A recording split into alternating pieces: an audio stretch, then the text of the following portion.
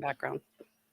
Welcome, everyone, to Salt Lake Expositor, where we have Randy C. Watts and Megan Connor and myself, Gene Judson. And we're glad to have Just Call Me Kim and Tim Rathbone in the house so far. We'll see what happens if other people join soon. Oh, there's more. And so anyway, yes, Elder Christopherson's younger brother arrested for SA. And I'll just say, his name happens to be Wade. And right off the bat, we're not covering this just because my middle name is Wade.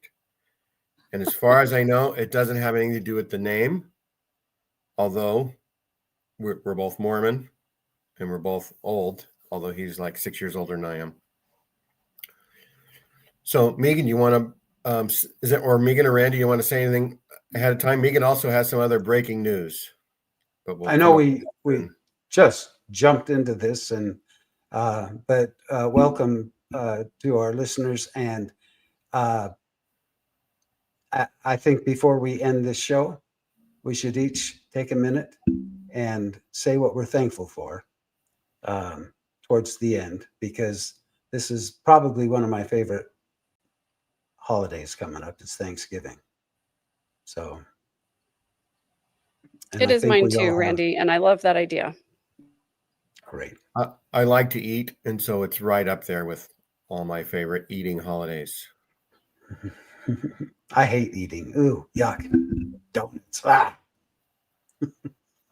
One thing I found out today because of playing puzzles is that today was called Franksgiving 90 years ago or so, because Franklin Delano Roosevelt changed it from the traditional very last Thursday of November to the fourth Thursday of November to boost the economy, to allow 6 more days of Christmas shopping, because for some reason people don't go Christmas shopping until after Thanksgiving.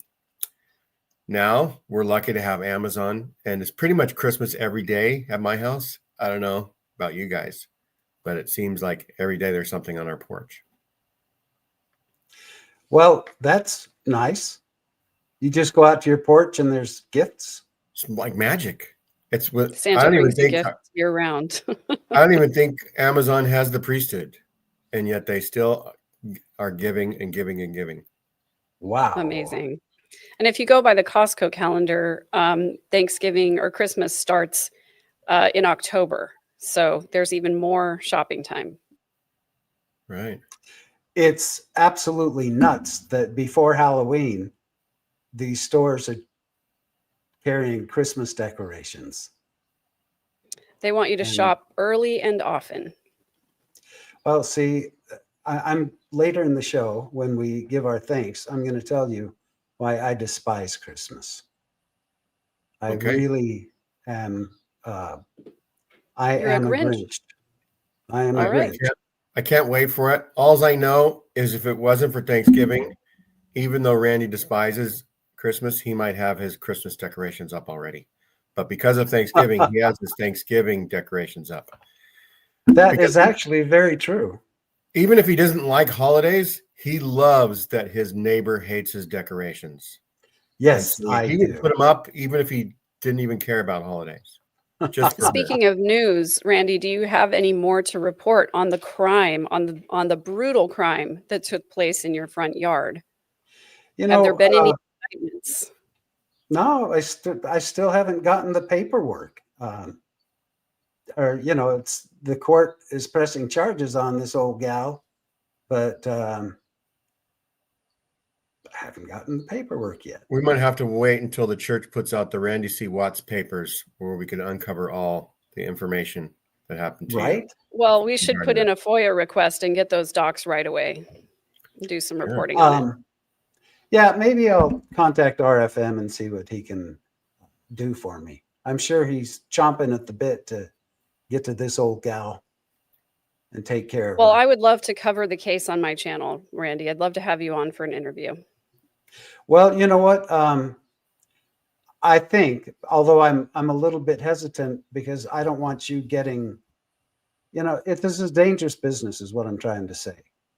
And I don't want to put your life at stake, defending my decorations. Well, I have caught a lot of heat for defending people in the past, but it's an occupational hazard, and I believe the truth is important, Randy. So I think it's important to talk about. And there's always more than one side to a story. That's true. That's true. Yeah, she may have a darn good reason for shredding my inflatables. I would like to show you my new inflatables that I have up for Thanksgiving, but I'll do that a little later in the show. Okay. But my yard is well decorated for Thanksgiving, and it'll be a smooth transition to my Christmas decorations. Lovely. Looking forward to that. All right, Megan, are you ready to share your first clip of the day? Yes, I have a clip to share from Megan Hayes of Generally Unquotable, and she is covering the Christopherson story. And it's not just because this person who has been arrested is the brother of a general authority, but it is kind of because this person is the brother of a general authority. We expect more. We should expect more of our church leaders and their families, frankly. And the fact that, SA is a rampant problem in the LDS church, even among the families of general authorities. And I think it's important to always cover these. It needs to be exposed so that people understand what they're risking when they have activity in the Mormon church. So I'm going to share this clip with you guys.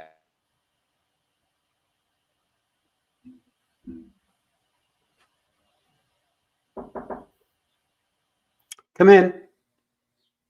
I don't know. That wasn't me. If I can, oh, there it is. Okay.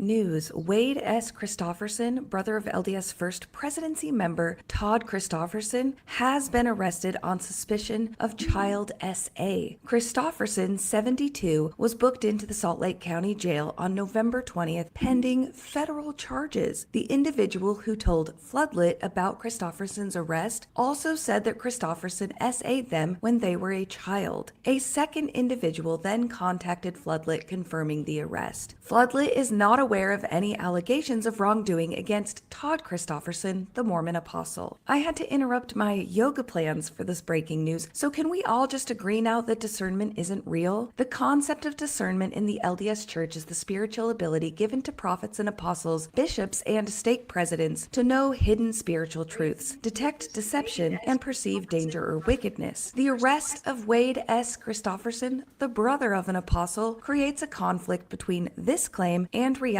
in two primary ways. If the claim of spiritual discernment is true, it should act as a sophisticated protective warning system against threats to the flock, especially when those threats are close to the fold. First, the arrest suggests that either A, the spiritual gift designed to detect this exact type of hidden wickedness was never activated or used to protect the child in this situation, or the spiritual gift was used but it proved incapable of detecting a serious long-term threat operating in proximity to one of the church's highest leaders. The fact that an alleged abuser operating near the top of the church's social hierarchy was only apprehended through secular law enforcement and investigative reporting rather than through prophetic warning or ecclesiastical intervention logically demonstrates a failure of the promised gift of protective discernment. And two, the church's continued reliance on flawed, high-risk policies that empower volunteer untrained leaders to manage felony abuse cases shows a profound lack of institutional discernment. They have failed to discern the necessary structural changes required to protect children, instead prioritizing the reputation and control of the institution. Breaking news. There you have it. What are your thoughts, gentlemen? Oh, Randy, you're muted. I knew that. I was just testing you guys. It's like school shootings. Every time one happens, it's a tragedy. It's horrible.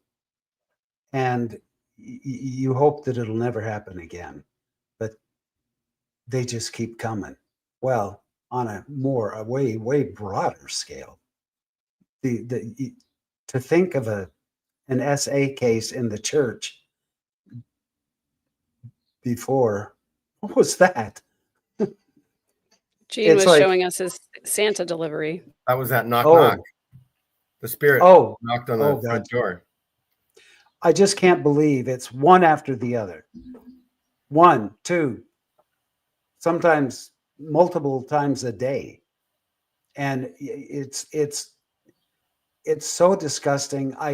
All I can figure is, if this was the true church of Jesus Christ, if this was a representation of God's church, then what the hell?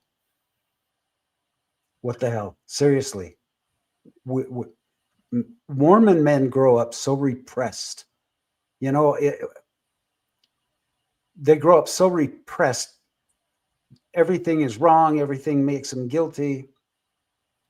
That don't look at porn shoulders. Yeah. Don't, nudity is horrible. Yeah, if you can make shoulders porn, you're repressed. And then so they go through life playing all, they've got to have an outlet. And for some reason, who could possibly use little children as their outlet? Yet they do, all the effing time. And I am so disgusted. Every day I read on my Google alert, the Church of Jesus Christ of Latter-day Saints, there's a new chimo in town.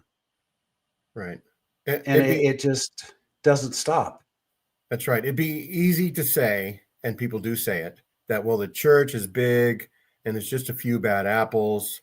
And while those may be true words, all you have to look is at the systemic situation. We did a show about the architecture of abuse, and it shows how the church is set up perfectly for people that choose to abuse, right? To hide people and to allow things to happen. That's part of the problem. And I would argue it's not just a few bad apples. It's not. Look at how many bad apples there are. It's a lot of bad apples. I thought you were going to say the church is run by men. That just shows you that they're all bad apples. But well, I mean, women can be women are abusers as well. Women do abuse as well. Not as high a percentage rate as men do. But again, going back to this idea that when you have a church that was founded by a predator, everything else is fruit of the poisonous tree. The system is set up to protect abusers, and especially to protect male abusers of children. And what happens most of the time when a man gets caught in sexual impropriety or SA of a child? Generally speaking, it's swept under the rug, and that man gets a promotion. Let's make him a bishop. Let's make him a stake president. And it starts because that man is the provider for his family, and you wouldn't want to hurt his wife or his family, his children, right, by taking away their source of income and stuff. Well, the church set that up by saying only the man can provide for the family, even though they say there's equal partners. Yeah, and that is definitely part of the systemic problem. But the biggest part of the systemic problem is that, as Randy was saying, that Mormon men grow up sexually repressed. And I will say it 1,000 times more if I have to, and I probably do. Any culture or system where normative sexual expression is shamed or silenced, it's going to come out sideways. And we're going to continue to have this problem of abuse. And unfortunately, what the Church of Jesus Christ of Latter-day Saints has shown is that their priority is not protecting children. Their priority is protecting their investments. Their priority is protecting their leaders. And their priority is keeping the people in power. Because if their priorities were other, they would do something about their SA problem, but they're not doing anything about it. And my biggest beef is that if this were actually the Church of Jesus Christ, if this were actually a system in which God speaks to a prophet, the very first thing and the only thing he would do is protect the children first above everything else. And that's Well, not happening. I'll say that the church actually did something when Randy and I were young men. An apostle of the Lord took the podium in conference and said that the people who were abused should look at themselves for their level of What was your contribution? Right. And that was actually in the Miracle of Forgiveness also. And also Boyd K. Packer gave a talk where he posited that concept too, that if you were abused, you need to look at what your contribution was to the abuse. And that was told to me as well when I was in a coercive control situation and ended up pregnant at 19. My bishop told me that I needed to consider what was my role and how did I contribute to the problem. Yeah. What were you wearing? You know, that's the first thing that these patriarchal pricks tend to go to is if a girl claims that a young man assaulted her in the cultural hall behind the stage, their first questions would be, well, what were you wearing? What did you do to entice Well, what him? were you doing behind the cultural hall? What Yeah, were you don't you know doing better? with that young man, Right. in private? You should not have put yourself in that position. That was another thing that I got told in a separate incident was, why did you put yourself in that position? Why were you there? What were you doing? And No. why didn't you prevent that from Right. happening? Now, Megan brought up that where's the discernment? And one thing that we can say is that we don't know Wade Christopherson, right? Unless he's been in our stake, we don't know who this guy is, right? We don't know the families of all the apostles. But we'll just say that on Floodlit, they list the fact that he had been a bishopric counselor, a missionary, worked in Sunday school, and was a ward clerk. So he's called to these positions, possibly amidst all of the things that he had been doing. And here's a picture of him. He was a missionary in the Argentina North Mission from 1972 to 1974. He married in an LDS temple in 1975. Graduated from Brigham Young in 79. Lived in Illinois from 85 to the 90s.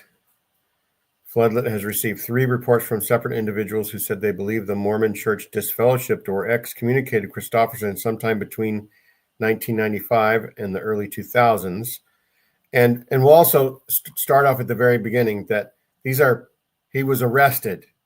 He hasn't been charged yet.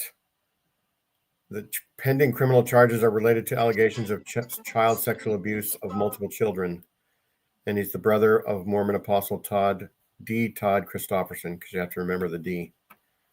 LDS The other thing that makes me really angry is that it's as if his resume in the church is supposed to make up for the fact that he's been accused of SA. It's like, oh, well, I mean, we can't really believe these allegations yet because he was a returned missionary. He was a bishop, or he was a counselor in the bishopric. He taught Sunday school. He was a ward clerk. He's got, all of this impressive Mormon resume to say that he has all of these different positions in the church. So we should what? Give him a pass? Because we can't believe that somebody who had this impressive Mormon resume would do such a thing. Well, it's happened before, over and over again. A resume in the Mormon church does not negate somebody's, bad behavior. Well, you know what? And I think Megan mentioned it in her video, but what does this tell us about the sacred ability for church leaders to discern? All of these leaders in the church, including Old Boy that we're talking about right now, what does that tell us about his the people who called him about the discernment. There is no discernment. If there was, he wouldn't be able to get into a position with children. But discernment is a made up fantasy by the Church of Jesus Christ of Mormon. Yes, and we know that the church leadership does not call bishops and stake presidents based on their power of discernment, quote unquote, of who's a good person and who would be great for this role and who would serve best in this position. They get out the tithing records and they see who has paid the most tithing. Then that's the short list for who should become the next bishop or the next stake president. That's all they care about.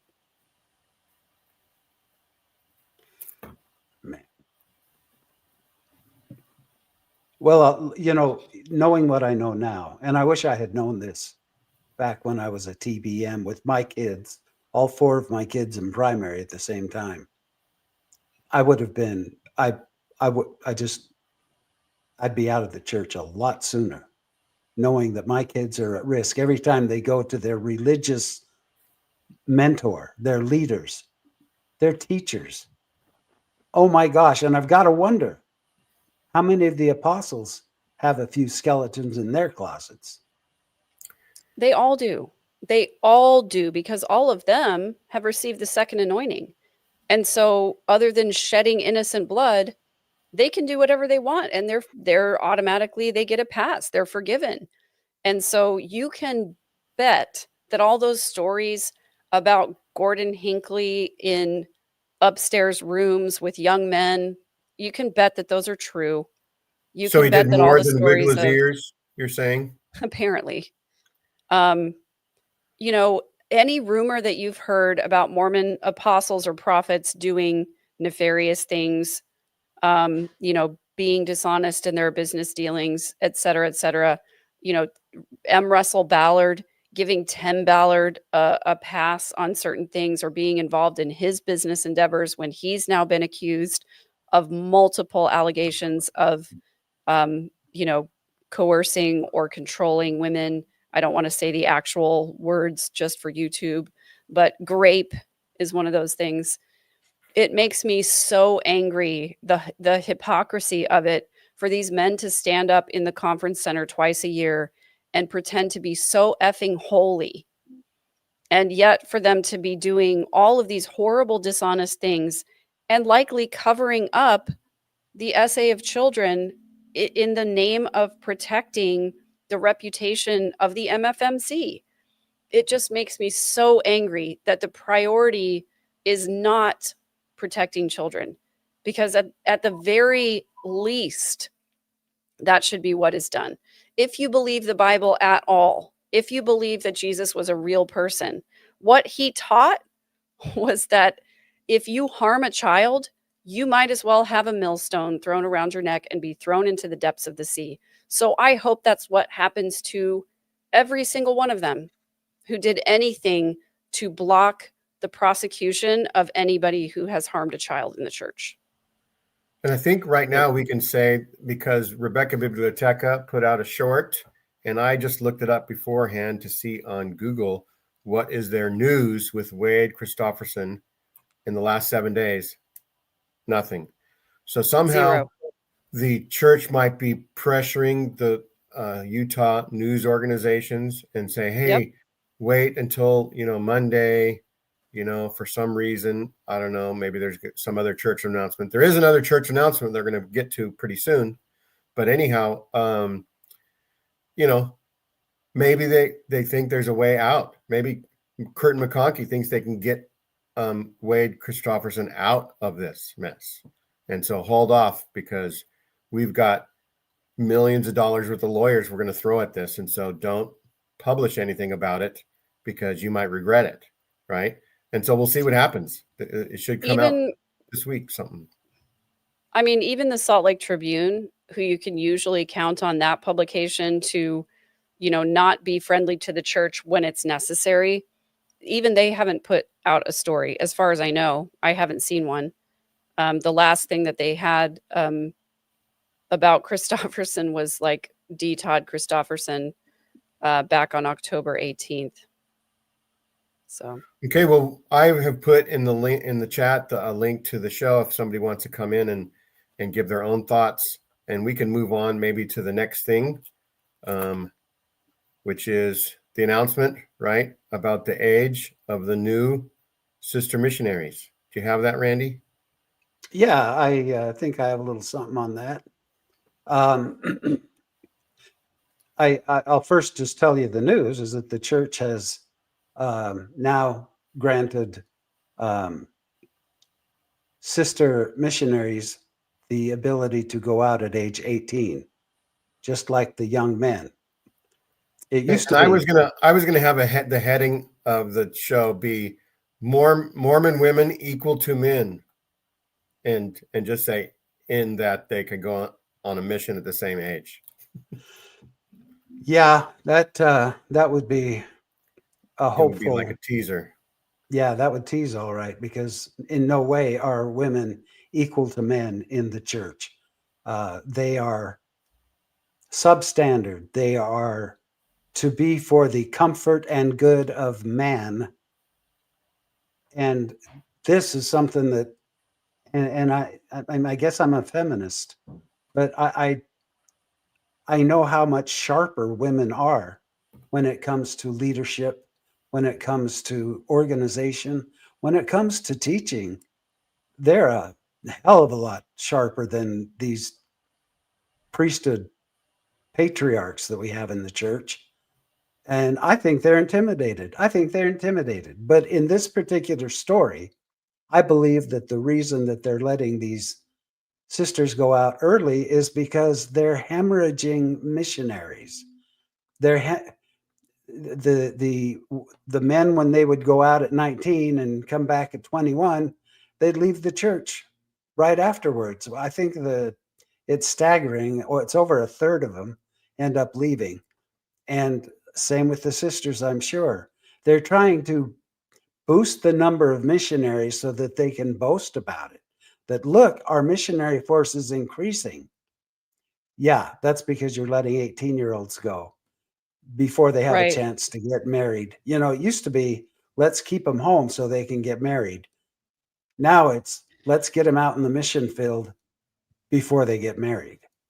Well, also, Randy, let's remember that one of the primary reasons that they want young people to go on missions is so that they can become more indoctrinated. It is the cult within a cult. And, you know, that's part of the reason why they even want missionaries in the first place. It's not for the eternal salvation of the people that they're teaching out there in the field. It's for their own eternal salvation, quote unquote, which, you know, read indoctrination. It used to be 21 for young women. Then they lowered it to the age of 19, I believe, back in 2014, 15. I can't remember exactly when, but it was right as my own daughter was, you know, turning 19. And, you know, it was the kind of thing where she was super excited about it. And I was too, because it now meant that she didn't have to wait, you know, 2 more years. If she wanted to go on a mission, she could go right now. And, you know, she was at a point where that would have been advantageous for her, you know, her life on the covenant path, quote unquote. So we were excited about it. And she did go when she turned 19. So now it's 18, which, again, you're talking about kids who have just barely graduated from high school. And most of them have never been on their own at all. Most of them don't know basic budgeting. Most of them don't know basic things like how to change a tire or, you know, stuff like that. And they definitely don't have any critical thinking skills. So you're putting these vulnerable 18-year-olds into the missionary training center where they're going to be further brainwashed to only teach the approved topics. They're not educated about things like Joseph Smith's polygamy. Most of them have never heard of the gospel topics essays, and they're being given tactics on how to recruit learners who have recently been through a traumatic experience, because it makes them more vulnerable to open to making a huge life change like joining the church. And so, yes, they're trying to make themselves look better by having a higher number of missionaries out there, but they're also trying to indoctrinate their own members younger and younger, because then once they're indoctrinated in the MTC and through the mission experience, they're less likely to leave the church later, although lots and lots of them do afterwards. Yeah, if it's okay, let me just read this, what it says here in this article. It says differences, this is regarding male and female missions. Differences in the mission experience still remain. The news release stressed that the experience is optional, emphasis in the release, for young Or women, women. or women, while their male counterparts are still strongly encouraged to serve.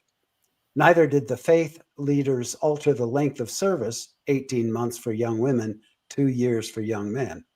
Nonetheless, Latter-day Saints who have studied and written about the role of women in the church believe the change will have a wide range of impacts, from raising the standing of women in the global faith to improving their academic outcomes, even as the effect on factors like enrollment in Utah schools remain to be seen. Nyland McBain, author of Women at Church, Magnifying LDS Women's Local Impact, said the change seems to downplay any concerns about sexuality or romantic relationships occurring between the male and female proselytizers during their missions. I didn't know that that was a concern, but a long-standing argument made by some members in favor of an age gap, while understanding the value of their service. It seems to put women on an equal playing field with men, McBain said, in terms of being responsible for ecclesiastical and proselytizing responsibilities. My ass. It doesn't put them on an equal playing field. The sister missionaries, if they come across one of the people that they're teaching, the investigators or friends of Jesus, they can't give them a blessing. They can't offer they can't speak in the name of God, but let's call the elders. They're the ones who can come take care of the They real can witness stuff. baptisms now, though. That's a step up. Yeah, and they can pass out Big deal. programs. You They can pass out programs. know what's hilarious, Gene, is that I used to witness baptisms all the time. As in, I watched the baptisms. That's right. Now what they're saying is you can put your name on the certificate as a witness for the baptism, but we still can't bless our own babies. We still have, no real authority, even in our own organization. If I was the president of the Relief Society organization in my own church, every single decision that I made for that organization, I would have to pass by a man, and the man gets the ultimate say. So if I go, for example, I want to call somebody to be my first counselor in the Relief Society organization, I have to submit a list of names to my bishop. And then the bishop is the one who gets to decide. And if he doesn't like the names that are on my list, he tells me to go back and try again. So even in the women's organizations in the church, even when usually a woman is the primary president, usually a woman is the young women's president, usually a woman is the Relief Society's president, even though you're the president of your organization, you still don't get to make any changes without having it approved by a man. That's so right. To say that it puts women on an equal footing for leadership in the church is complete bullshit. And chats with Lori, is that who it is? Chats with Lori says, I think they want to send girls out to entice men to join. And I'll say that the vast majority of missionary work now is social media. And so I think that the church is thinking overall, there might be a little bit more safety in per missionary, because they're not knocking on doors out in the streets, but that they could set up their appointments by, getting the people's address first. And I don't know, maybe they're training the missionaries on doing background checks for the people's houses that they're going to see if there's any. 100% they're not doing that. No, of course not. We don't know. Because background checks cost money. You got a little confused, Gene. We're talking about the LDS church. Yeah. Yeah, and also, it's probably one of the worst kept secrets in missions that the cutest young women get sent to Temple Square and places where there's going to be a lot Right. of public interaction. So yeah, absolutely. Chats with Lori. They are sending young women out to entice young men and other men to join the church. It's really sick. Yeah. And I've heard Yes. that for athletes, they're giving 1 year missions out. And so it's No possible that way. they offer some women 1 year missions so they can graduate from high school, go on the mission in the summer, come back a year later, and be all ready to go to BYU to get married. That's my thought. Well, they're just right on top of things, aren't they? Yep, hypocrisy over and over. I don't mean, well, I'll say what I was going to say. Go ahead. I'm sorry. Is there anything else to present? Yes, I have a story about the Mormon Stories podcast. Thanks to Kirsten for bringing this to my attention. I'm going to share my screen again. 1 second, please. Can I present this? Well, let me take this off here. Thanks, Wesley Curry, for watching. Are you asking us about No. our Islamic work? Because this is not Islamic work. This is Yeah. literally, and I can't speak for Gene and Randy. I used to be somebody who wanted Mormons to continue Mormoning if they wanted to, and I used to be for a healthier Mormon church, but now I'm anti-Mormon. So my work is anti-Mormon because so many children are being harmed that I do not want the Mormon church to continue. Yeah, and It's not. send me a link to where I can get $32,523 to join Well, Islam. don't forget I'm electronic ready to do Islam that. dollars. So Yeah. I was just curious, is he calling us liars and frauds? I think so. I think so. Yeah, that's what it Wesley, seems like. Yep. you forgot bastards. I'm a bastard too. So There you go. just FYI. And my Yeah. dad said I looked a lot like the mailman. That's all I'll say. Yeah, you never know. So Mormon Stories podcast just posted this about an hour ago saying, and John Dehlin is a good friend of mine. I hold him in very high regard for the work that he does on Mormon Stories podcast. And he posted, feeling terrified that the LDS Church wants to use lawfare to shut down Mormon Stories podcast via trademark claims after we've been in operation for 20 years. Please help me find an IP expert if you can. mormonstories@gmail.com. And he posts an email from Intellectual Reserve Incorporated to the Open Stories board. He says, Dear Mr. Dehlin, I'm reaching out to you regarding trademarks and copyrighted materials used by Open Stories Foundation. This is from the manager of the Intellectual Property Office of the Church of Jesus Christ of Latter-day Saints. Part of my responsibilities is to help maintain the integrity of trademarks and copyrights owned by the church. My office has received questions and comments from the public regarding materials on the quote Mormon Stories website, YouTube page, and other social media pages that feature church trademarks and copyrights.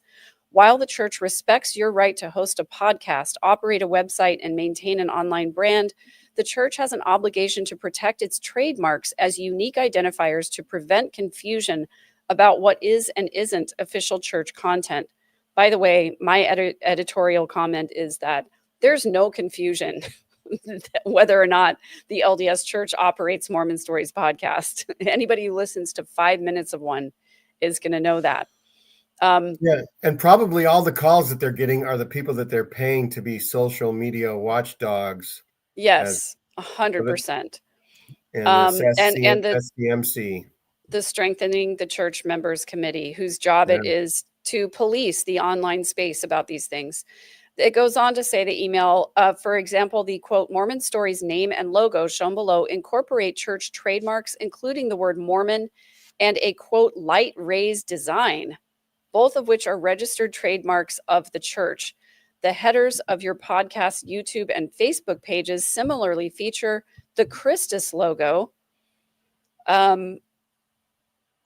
Sorry, at the center of the official church symbol, another registered trademark of the church. Using these trademarks is likely to create confusion among viewers, especially when combined with a color scheme and font that mimic those used by the church.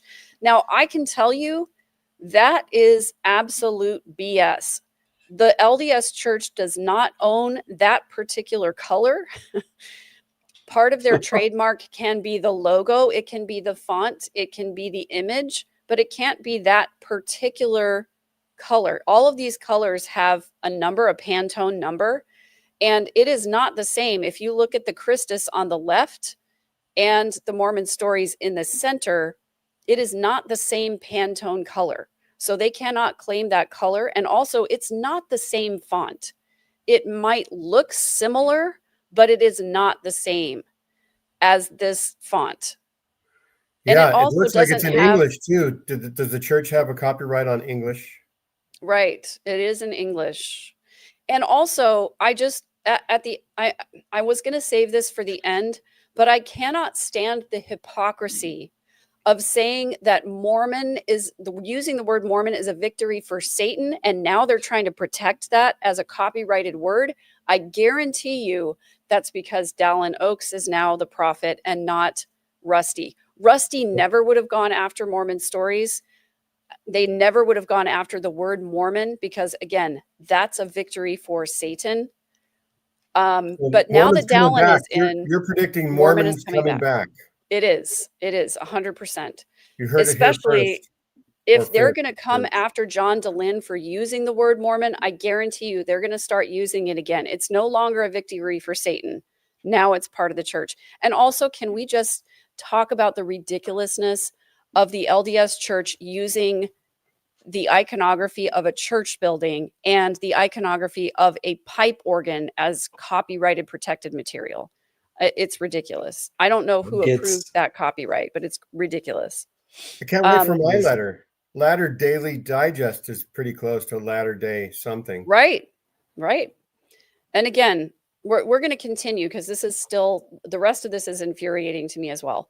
The quote, Mormon Stories website, YouTube page, and other social media pages that are used to promote your business and podcast likewise feature pictures copyrighted by the church, such as the image of President Russell M. Nelson shown below. So now the image of church leaders are copyrighted, so we can't even use a picture of a prophet or an apostle in a thumbnail without getting sued by the church. What? Literally, what the hell? And that's so the lightest word that I can use. I'm pretty sure that the church must have been recruiting from the Scientology lawyers lately. Yeah. And they must have either be paying them more or promised them a better place in the celestial kingdom than the Scientology people get. So it goes on to say, using trademarks and copyrights in this way makes it likely that a person seeing your iconography would reasonably, but wrongly, assume they're viewing church-affiliated or sponsored content. For these reasons, we ask you to agree that you will remove and discontinue use of the church's trademarks and copyrighted materials on your platforms. This is a free speech violation, and what's ironic is they go on to say, the church respects your right to free speech, bullshit, and has no desire to censor your podcast, website, or social media accounts in any way. Bullshit. Our request is that you update elements of your branding to ensure viewers can distinguish your content from church content.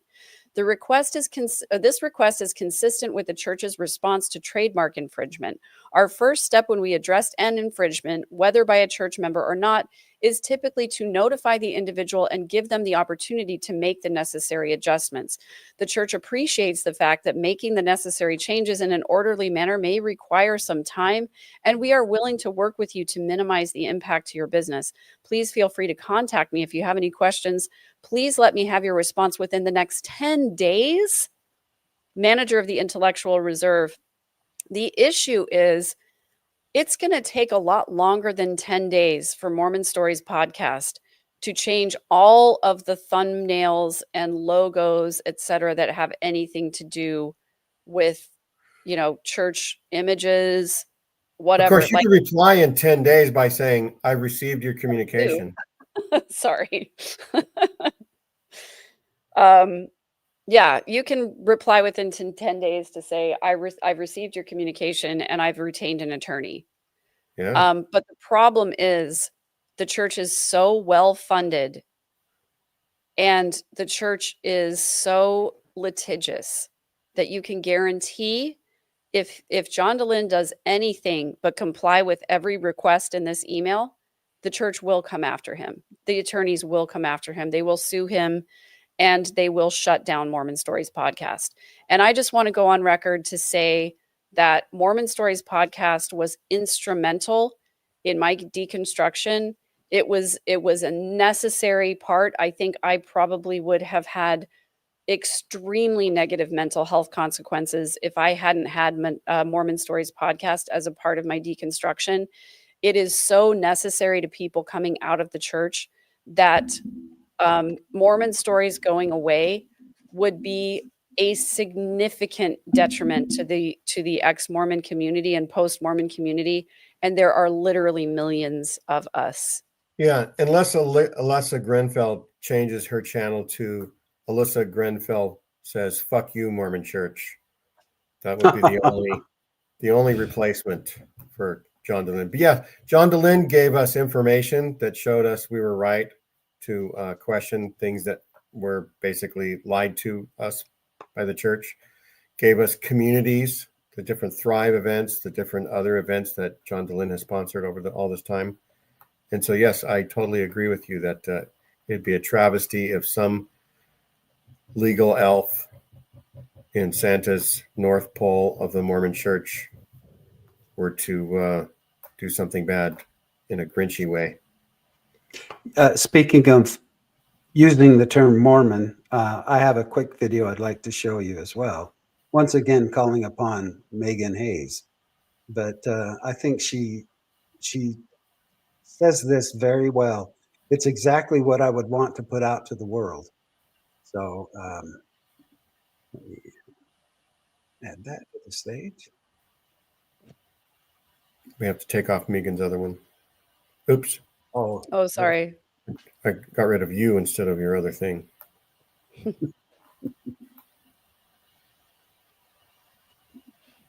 Okay.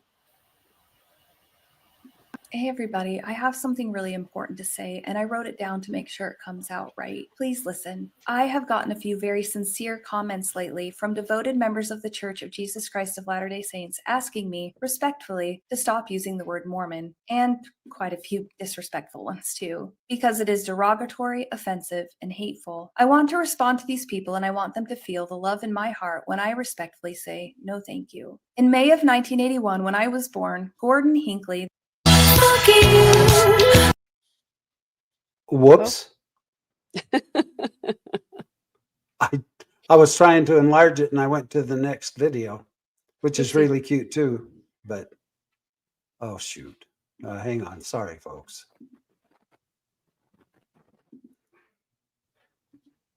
Hey everybody, I have something really important.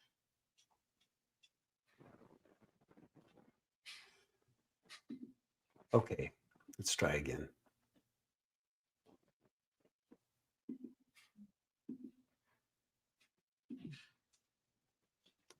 Oh my gosh.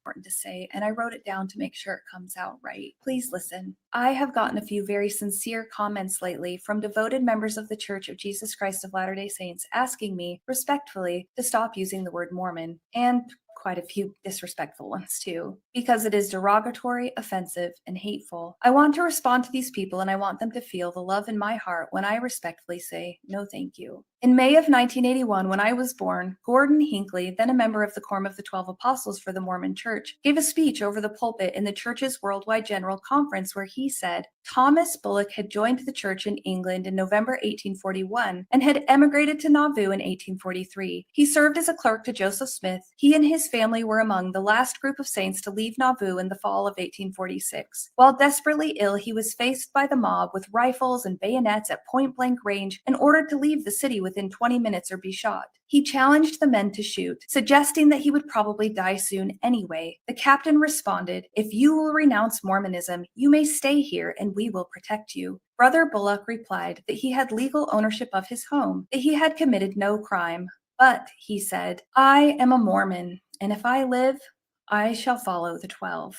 This story was told in my household as I sat cross-legged next to my many siblings, and we listened to my dad urge us to stay true to the faith during a Monday night family home evening gathering, of which we never missed a single week. We lived in a small mountain town where Mormons were not popular, and I spent more than one Saturday morning scraping the dried guts of eggs off the siding in the front of our very modest home. While sleeping on the trampoline under star-filled skies, the cool, calm air blowing across my face, I was startled awake by the mocking voices of people laughing and throwing water balloons that pelted the sleeping bags of me and my siblings and sent us running inside, clutching our pillows under the arms of our one-piece pajamas. I crouched silently on the worn carpet of the hallway and listened to the older kids talking to my parents about high school teachers who singled them out for being Mormon and how courageously my naive siblings held their ground. I am a Mormon, I thought, and I am not ashamed to be. When I was preparing to be baptized, I sat in front of my abusive branch president father and answered questions about my worthiness as a Mormon. Do I believe Joseph Smith is a prophet? Do I believe in the Book of Mormon? My hands were clasped tight to stop the shaking in my entire body as I answered in the affirmative, hoping that Heavenly Father would help me stay clean after my baptism and not do anything to dishonor Mormonism. I donned a gingham bonnet, an ankle-length dress, many a July 24th, and with 2 French braids in my hair, marched with the other primary children in a parade to honor the Mormon pioneers. When I was 10, my family moved to Utah, and I no longer had to defend my Mormonism. I just had to live it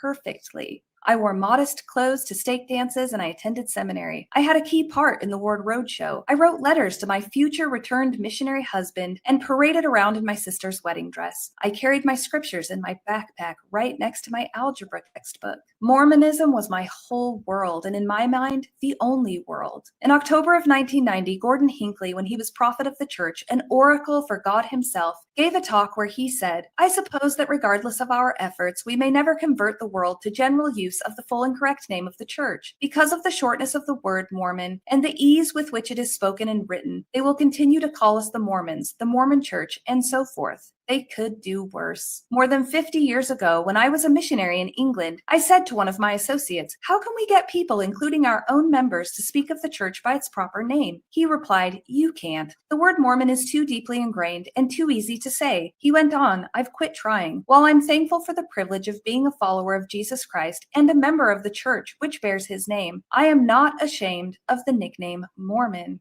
Look," he went on to say, "if there is any name that is totally honorable in its derivation, it is the name Mormon. And so when someone asks me about it and what it means, I quietly say, Mormon means more good." I let that message sink into my little Mormon heart and flow through my entire being. I wanted nothing more than to be seen as a good Mormon. I wanted nothing more than for the people around me to realize how hard I was trying. I went to a church-run college. Matter of fact, it was the only one I applied to. I graduated high school second in my class. I spoke at my graduation. I started my schooling as a pre-med major, and I excelled. As a Mormon woman, though, I knew my real goal. I got married at 20 years old in the Mormon temple in Manti, Utah. I had 6 kids in 10 years. I was a Relief Society president 2 times. I watched in awe as the I'm a Mormon campaign rolled out. The Mormon world that I lived in got a tiny bit bigger as I heard about the lives of Mormons around the world, some whose stories had similarities with mine. In October of 2012, I listened with rapt attention, furiously scribbling notes in my journal, as Ann M. Dibbs stood in general conference and said the words, "I'm a Mormon. I know it, I live it, I love it." Wall plaques and t-shirts started to pop up with the phrase, and I so badly wished I could afford one. Between tithing and kids, though, my resources were tapped out. In 2014, when the film Meet the Mormons premiered, I wanted to see it. I was determined to see it.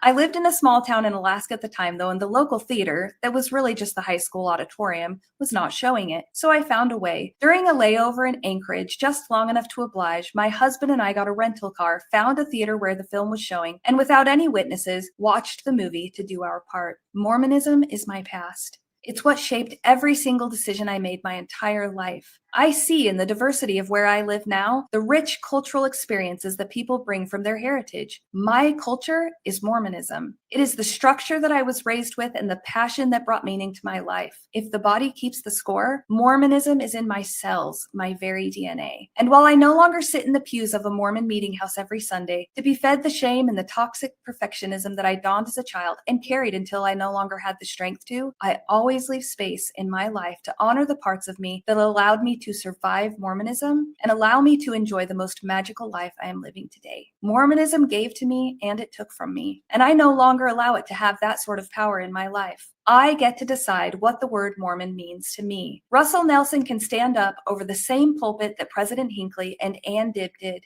and say whatever he wants to say. He can tell the world that the term Mormon is a victory for Satan. But you know what? He wasn't there when I read the Book of Mormon for the first time and heeded Moroni's promise and felt the spirit that it was true. He wasn't there when I wrote in my journal for the first time about how much I wanted a testimony. He wasn't there when I found out that Joseph Smith translated the Book of Mormon with a rock and a hat. And he wasn't there when my Mormon world fell apart. To me, the word Mormon is an important part of my story. I was a Mormon. I know it, I lived it, I loved it, and then I left it. But my past is still part of who I am, and I am still proud of who I am. If you are a member of the Church of Jesus Christ of Latter-day Saints and you don't want to use the word Mormon, that's okay.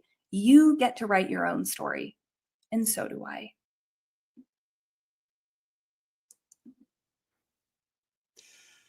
I think she put that very well. Well said. Thank you for sharing that, Randy. It's so important. It really expresses the way so many of us feel about, the complicated history that we have with the church. I'm a 7th generation Mormon. I say that even though I have left the church, I've removed my name from the records of the church. I will no longer ever attend the LDS church or pay tithing or do any of the things that I did when I was a faithful member, but I am Mormon. I am a 7th generation Mormon.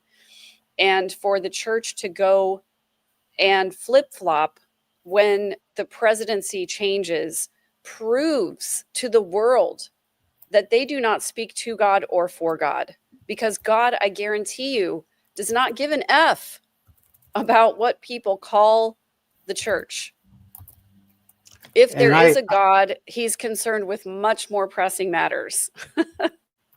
Right? Yeah. And I'm pretty sure he doesn't care about what handshakes, either. Yes, I'm sure that that's true as well. Well, I think it's interesting that we've gone 100 years since President Hinckley was a kid and was clutching his teddy bear or whatever, or pillow, to now we have women in the church clutching their pearls. Yeah. And, to Megan's point as well, there's another famous story from the history of the church where people from Missouri were shooting Mormons on sight because the governor gave an extermination order that the Mormons had to leave the state or they could be shot on sight. And there's a famous story about a young boy who was, set upon by some Missouri people who pointed a gun at him and said, "Are you a Mormon?" And he said, "I'm a Mormon, true blue through and through, dyed in the wool," whatever it was that he said, that famous saying.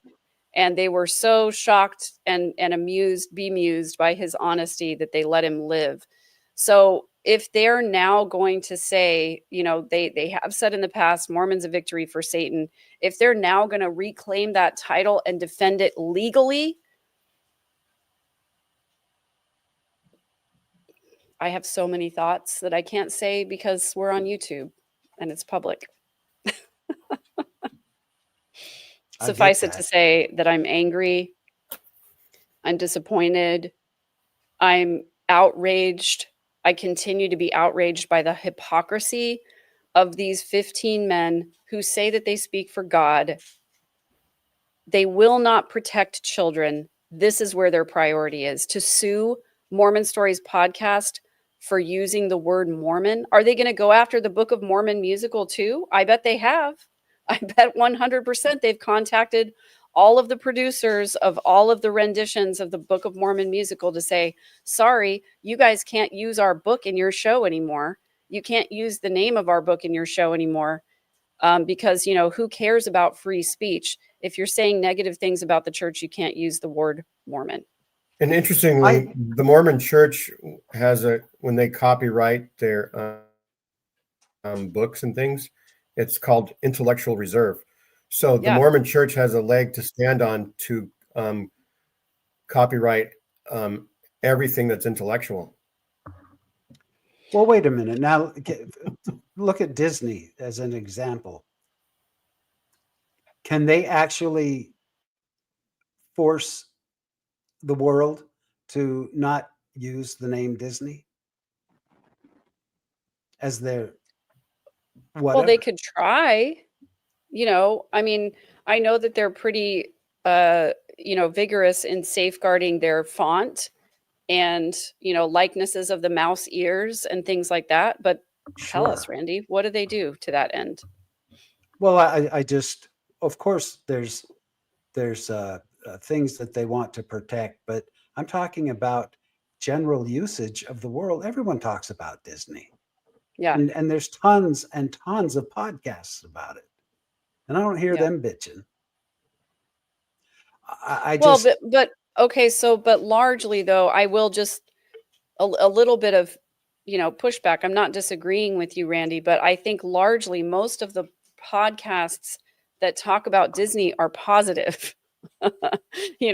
My family's Disney vacation, or how I, how I hack the Disney system and all of that. You don't see a lot of podcasts out there that are like, Disney sucks. It's like if there was Disney Stories out there where it was about everybody that's never going to Disneyland again. Yeah, everybody that's had a negative experience with Disney came on a podcast called Disney Stories. They might try to get that shut down.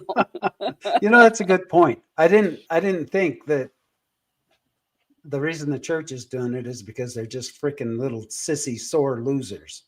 Yes. I think the biggest leg John has to stand on is that when you find out somebody's using your copyrighted material, you have to defend it right away. If you let it go on and on for 20 years, I did a story about John DeLynn and his 20th anniversary earlier this year. You can't say, oh, we didn't realize that's the connotation of Mormon that Mormon Stories was. Our bad. I agree with you. Letting Mormon Stories podcast go on for 20 years without saying anything that's their biggest mistake. They should have gone after him right away if they really didn't want him to use. And as far as I know, that logo has been around for almost the entire time. I know it was originally gold, and now there's a blue background to it. But again, it's not the same Pantone color that the MFMC uses, and so they can't go after him for that. Doesn't the church copyright MFMC, Megan? I don't think so. I really don't think so. I'd be really surprised. But if they do, and they want to come after me for violating it, so be it. I would love to have the publicity. And that's what somebody was saying earlier, is that this is going to turn into a lot of negative press for the church and a lot of positive press for John DeLynn and Mormon Stories podcast. But they could, if they wanted to, they could spend the money and get Mormon Stories podcast completely shut down. They really could. And what a freaking travesty that would be. And what a horrible FU to all of the people that they've harmed over the years, who would now have even fewer safe spaces that they could go to deconstruct all the harm and abuse that was done to us, in our time in the church. That's right. That's a good point that Kiki makes, is that the new prophet is an attorney, which may have a lot to do with why this is happening now. Yep. And that I just had a vision. The Spirit came upon me and said, Gene, you know what? 20 years ago, the Mormon church thought it was true. And then if they just sent missionaries out, doesn't matter what anybody else said on the interweb. The truth will prevail. And now they're probably figuring out that they're not true and they better sue in order to keep their copyright for their business purposes. Once again, if this was truly the Church of Jesus Christ, run by God, I don't think they would have to worry about this trivial BS. Because God has lightning bolts. He could just do whatever he wants with them. Again, it's the reason that I said that this move by the church, I apologize for dog toy noises. It proves to me that these 15 men, do not speak to God or for God, because I'm pretty sure that God would have more important things on his agenda than go sue a little podcast that has, less than 500,000 followers that is saying mean things about you, that are accurate, by the way, that are people's personal experiences in the church. Nobody's out here telling lies about the church. None of us have to, because the truth is so awful. And I think that's what they're offended by. That's the main reason they're pissed off, is because people who had negative experiences in the church have the audacity to tell their own stories, and people are listening to them, and people are finding community in them, and people are resonating with them, because the same things happen to a lot of us. That's what's pissing the church off. Their ego is so freaking fragile. They can't stand anybody saying negative things about them. It's ridiculous. I have a thought that some BYU professor is going to do a study, and they're going to say, you know what? Jesus being a carpenter? Jesus was a lawyer. Look at all these wonderful things Jesus says. It's got to be a lawyer. It's the mind of a lawyer Jesus had. And so that's why the church is true, is because we're all lawyers leading the church to restore Jesus's lawyerly like church 2,000 years ago. Lawyerly like, I like that. I saw a video yesterday, and I won't bother to show it, but it was heartbreaking. It was a bishop of a ward. A young lady came in, asked if she could talk to him, and said that she had been SA'd by another member of the ward who was older and a priesthood holder. And he called the church hotline. And it was, of course, it went right to Curtin McConkie. And they explained to him that, don't worry about it. You don't need to do anything. And he said, what are you talking about? And he said, you don't need to involve anyone else in this. No law enforcement. Right. It was once the laundry list of, is the church protected in this situation? That's when he said, oh, no problem. Yeah. We're good. You don't have to do anything. The church is not going to get any bad publicity from this or whatever. So that week, and it was on the video, that next Sunday, he got up in front of the audience and he told them he loved them, and very eloquently told them that he was stepping down as bishop because the church is asking him to do things that he just can't do. I think that that's a wonderful sign that hopefully people are starting to hear. Not the church, but people within the church are starting to understand, wait a minute, yeah, you're right, this isn't right. This SA situation is out of control, and they want me to brush it under the rug. So I'm happy about that. Church leadership might not have a conscience, but the church members mostly do, I think. I think so. And I think that it's up to people like Gene and Megan and I and so many of our peers to get the word out. Otherwise, we'll stay buried under the blankets like we have been for the last 130 years. You're talking about And, Megan, the anti-Mormon. I'm pretty sure there's going to be a scripture about that someday. The story Well, of I Megan, think anti-Mormon. she should wear that title with pride, because what she's trying to do is help. And same here. People, if they want to call me an anti-Mormon, I'll take it. I'll take it, because I've had it. I've had it up to here with all of this total unmitigated, unadulterated bullshit that the church is spewing out there.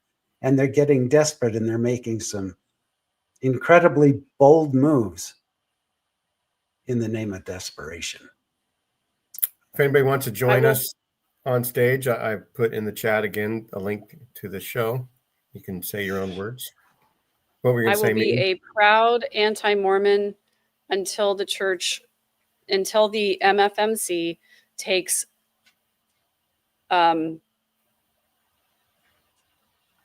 Ownership. recognizable steps to protect children. I will be anti-Mormon until they do that.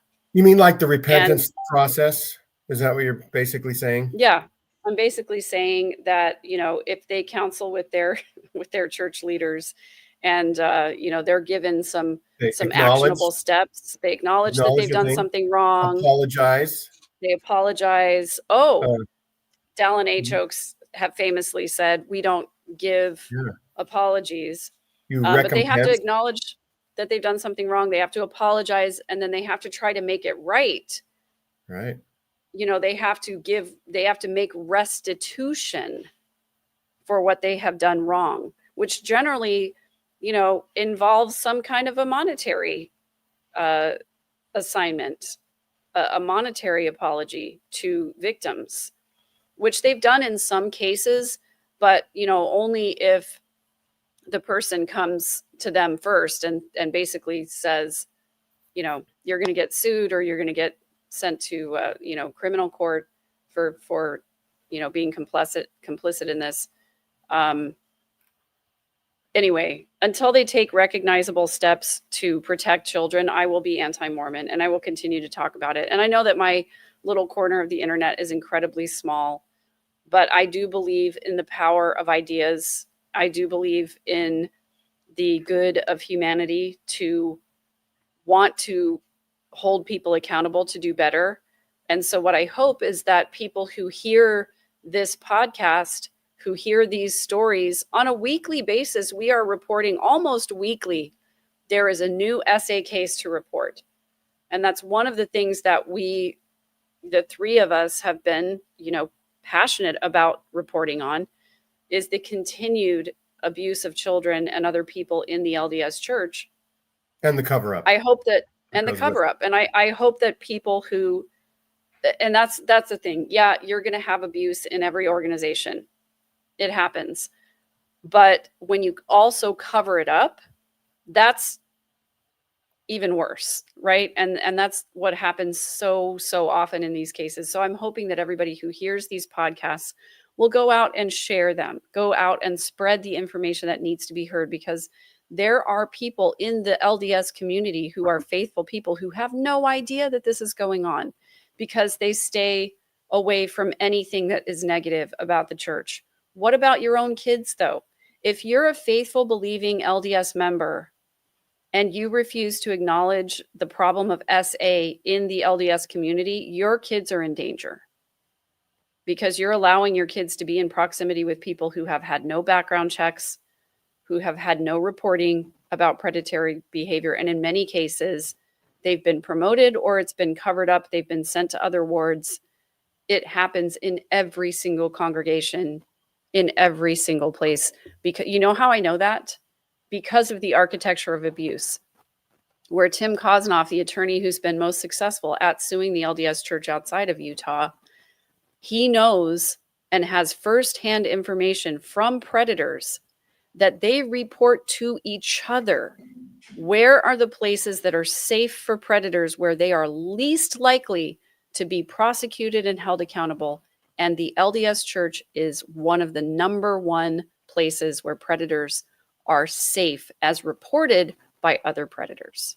That should scare the shit out of every parent in the Mormon community. they're like a bank that doesn't lock their doors or their safe. If you're a Yep. bank robber, hey, go to Sam's Bank because they never lock their doors. And that's the same reputation that the church has. You're right, Megan. It's but not only does the church not deal with it, they actually enable it. They actually Yes. enable these predators by placing them in enabling positions. Ugh. You asked at the beginning of the show, Megan, what's going on with the case of my destroying angel that lives up a couple of houses from me. For those of you who don't know, I set up a nice Halloween decoration set up in my yard. It was for the kids. You know, it was a big pumpkin and a kitty. And this curmudgeon woman, I live in a very nice neighborhood. It's a nice gated community, and most people are just incredibly friendly. But this one woman started complaining about my decorations. Well, my decorations, I'm the vice president of first impressions of this neighborhood, because when people pull in the gate, they see my house. And the neighbors love that I do the decorating that I do. You rep them well. Well, when when word got out, this lady sliced up my decorations, it got out to the entire community. So I normally don't decorate too much for Thanksgiving. I kind of go from Halloween to Christmas. But you were This year, inspired. I was inspired, and what tickles me so much, not only does it have a good point about what we were just talking about in the church, but now when you pull into our neighborhood at night, everyone put up their decorations early. And our neighborhood is lit up with, with Christmas lights that normally it's not this early. Our across the street neighbor is a good example. She told me that's why she was doing it. So, Randy, I just have a quick question.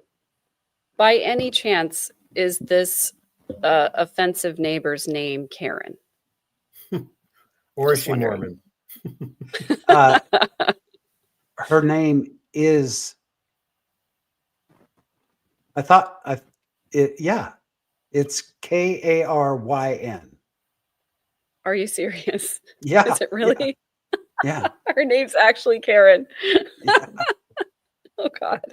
Okay, please continue. I'm sorry. I thought you were messing with me, but yeah. Yeah. Did you say you were going to show your Thanksgiving decorations?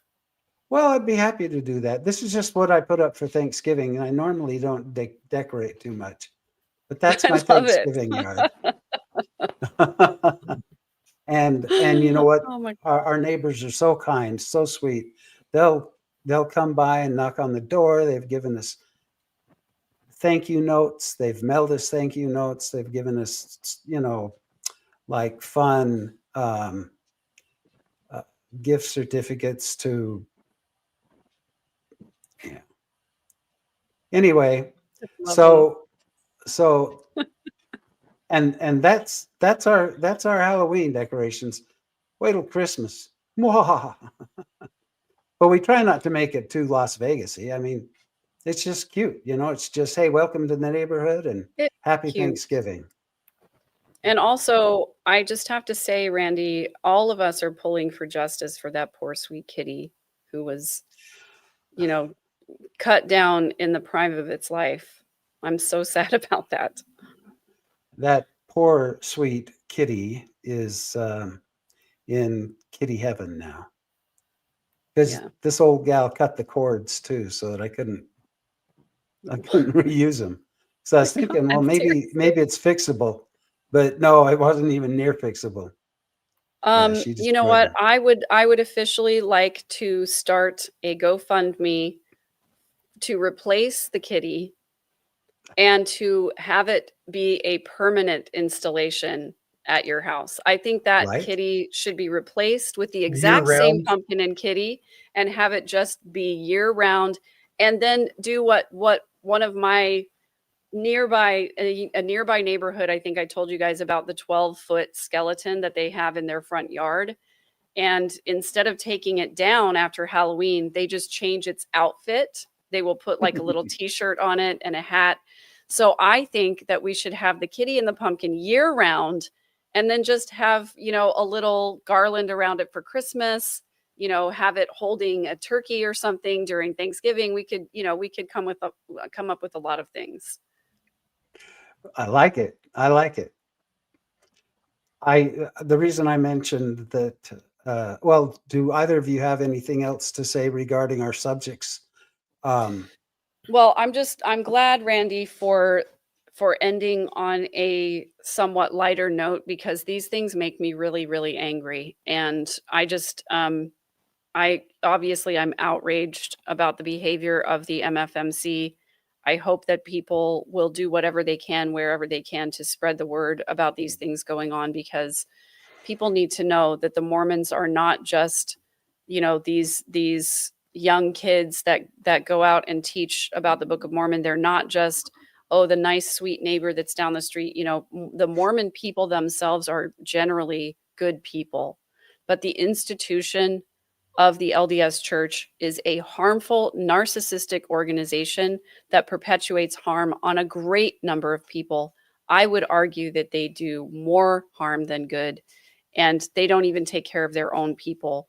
So I just want to end on, my last comment to be that we need more people talking about this. We need more education. We need more advocacy for children in the LDS Church.